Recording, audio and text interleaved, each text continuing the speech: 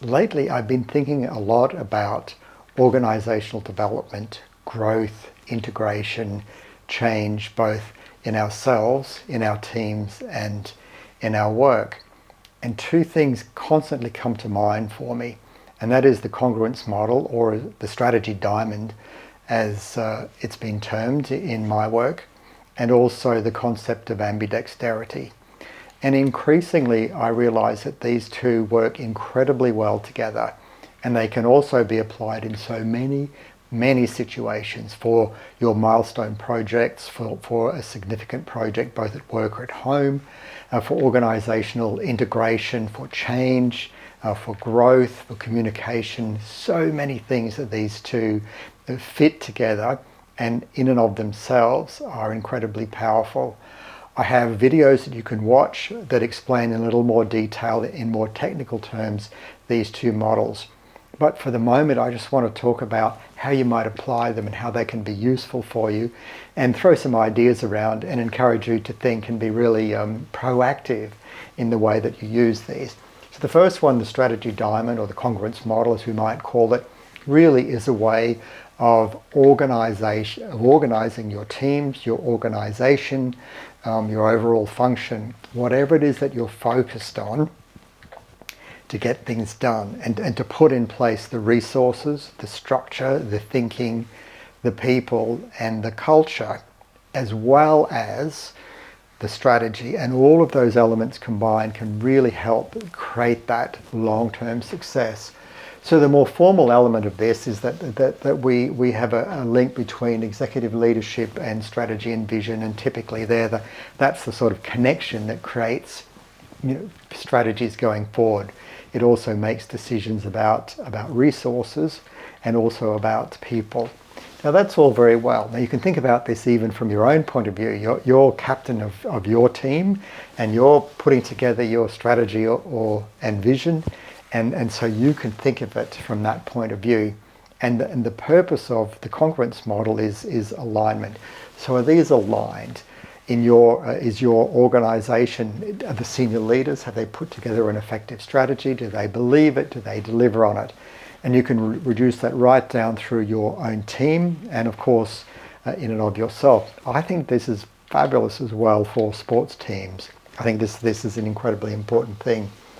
And then here we have key success factors in formal organization. So the structural element of an organization or a team, or however you want to think about it. And horizontally, we have people and culture. And these are essentially the major tools, or the building blocks, that you have to actually work with and play with and decide and mix and match and put emphasis here and there. And the way that this model works, the overarching statement from Professors Tushman and O'Reilly are these: that congruence or alignment leads to success. So you can use this as a diagnostic as well. So things aren't going well. What's the bit that actually is in alignment? Where are we actually falling out here? And then the second piece is the concept of ambidexterity.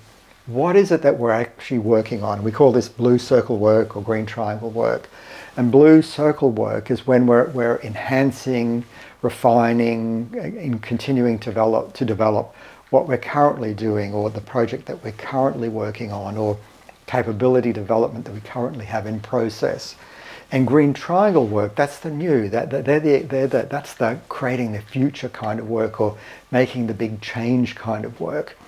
And increasingly, as individuals, as teams and organizations, it's not either or, it's both, but in a very thoughtful way. I like to put in this red box in the center. So to me, this is the wisdom box. This is the thinking box. This is that, step back and be really thoughtful. And the congruence model, the strategy diamond, can be really helpful with this as well. Like, where do we have those resources? What part of our organizational structure or our team or our own thinking can we actually leverage here? And I think what's so important as well about the concept of ambidexterity is that these are very different skills. So the refine and enhance, that is perfect. Some people and teams are perfectly aligned to that. You put them in the explore, the sort of ambiguous, not sure what's happening, not entirely understanding what changes are coming away, this complexity. Some of us actually love, I live my life largely in this space. I'm also very good at this refinement and enhancement. In fact, many years ago, I used to write structures for organizations to actually imprint and train and develop, for franchisees essentially, and for franchise organizations. So I can do this. This is my sweet spot. But the important bit is the decision making in the middle. So what are we doing? What are we focusing on? What am I focusing on? Which set of skills or tools do I need to bring to mind when we're working on this? So here is a little more detail around the ambidextrous organization in and of itself. So typically it's thought that it takes more time, in fact, to do this refinement and careful thinking and change in the way we currently do things, etc. Often, the idea of new ideas can come out of anywhere. We can throw around, particularly in services. We can actually create new concepts almost immediately, and it's relatively easy to have thought experiments and to actually do some sense testing here. And of course, generally speaking, the blue circle work takes more time to plan and structure. It takes typically more focus. The general thinking here is in the green triangle kind of work. These are the folks who can kick stuff around. Maybe this is a sort of coffee and chocolate kind of experiment. And then of course, the real challenges are, once we're working on these projects, is to actually have in place thinking about what's the progress like, where are we going, what's happening with this, how is it fitting together. So I think that's a beautiful way for us to be thinking now about, okay, so where actually are we in this process? I have a set of questions here that we can specifically ask ourselves about our own skills and capabilities and what we're actually putting into it. So I put together a series of questions that we can actually use to really focus on where we're going here. Here's an overview of a really very insightful, hardworking team that I worked with who had a long trajectory of success. They had new leadership, they had new ideas, and there really was this kind of challenge here, and they had other consultants and people, and they quite trusted the way that I think, and that kind of sense of generosity that I think I bring. And so we did this in a one-day workshop, very honest, very open people. And these are the sorts of things that came out. These aren't, I was guiding, but I didn't make these decisions. So just a couple of high-level thoughts that come out here. So there appears to be a lack of congruence between leadership and strategy. That's a really bold statement for a group of senior leaders to be able to make. And then over here there appears to be an appetite for new business models with uncertainty about what happens next. So in terms of their strategy, what's their thought?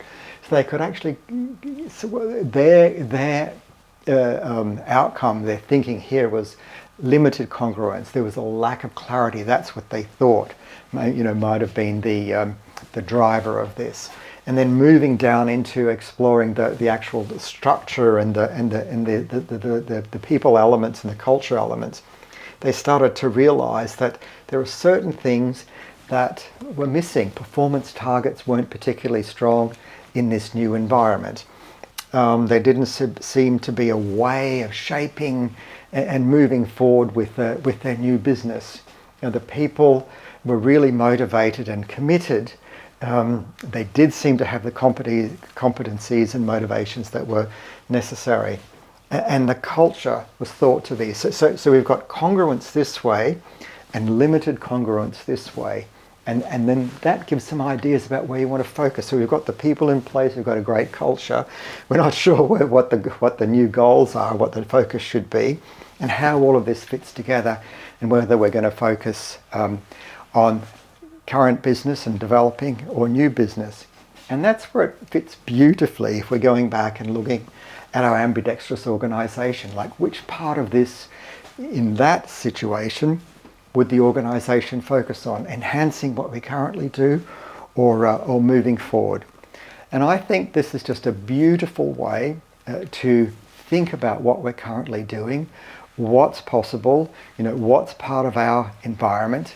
I always like to have some templates I like to scratch and write. So there are always some things like this that I can always play with and use just to be really thoughtful about what's going on. Now this can seem incredibly complicated, and I can tell you that you could do this set of activities, explore congruence within your operating environment or your team environment or your home environment or the project or whatever it is. You could also think about, okay, what is it, this milestone project of mine, what is it that's so crucial? Am I changing something completely? Are we moving into a new space or way of doing things? Or is there something that, that we currently do that I can refine and enhance and actually improve and work on? So that's my thinking. I'd be very curious to know. Post some comments about what your thoughts here, and please do explore my other videos in my strategy and action process, these building blocks for strategic success.